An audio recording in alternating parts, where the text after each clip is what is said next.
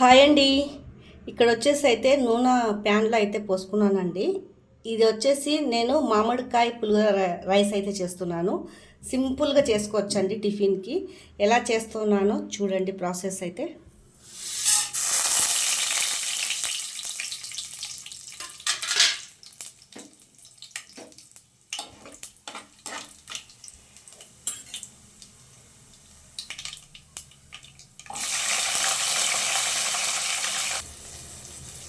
టేస్టీగా కూడా ఉంటుందండి. ఇది సింపుల్గా చేసుకోవచ్చు.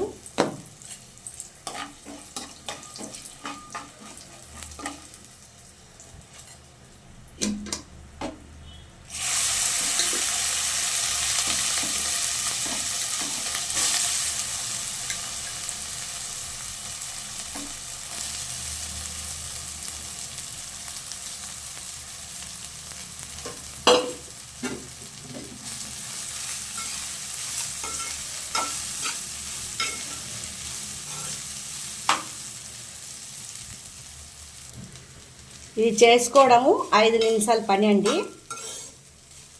టేస్టీగా ఉంటుంది. మనం రాత్రి సద్దన్నం మిగిలిపోయినా చేసుకోవచ్చు టిఫిను. నేనైతే ఇది రాత్రి సద్దన్నంతో చేసేస్తున్నానండి.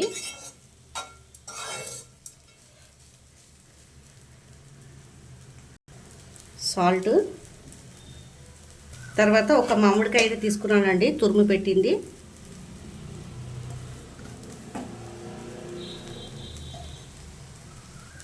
అందరూ తాలింపులో వేస్తారు, కానీ ఇట్లా పైనుంచి వేసుకుంటే మంచిగా ఉంటుందండి.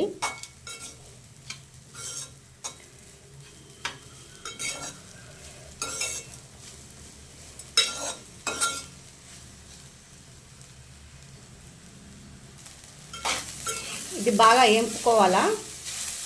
ఇది సద్దన్నం కదా, బాగా వేడిగా అయిపోతుందండి.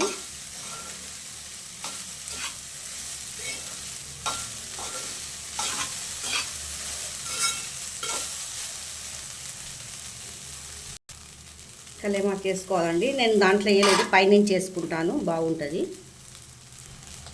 పైనుంచి కొత్తిమీర కూడా వేసుకుంటున్నాను. స్మెల్ బాగుంటుంది కొత్తిమీర వేసుకుంటే కూడా.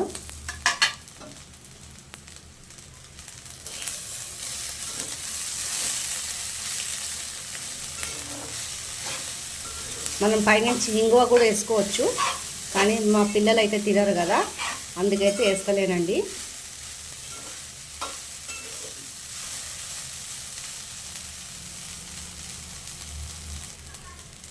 ఇది జీడిపప్పు నేను వేయించి పెట్టుకున్నాను. పల్లీలు వేయకుండా జీడిపప్పు ముక్కలు అయితే వేసేస్తున్నానండి. ఈజీగా రెడీ అయిపోయింది పులిహోర రైస్ అండి. చాలా పిల్లలు ఇష్టంగా తింటారు.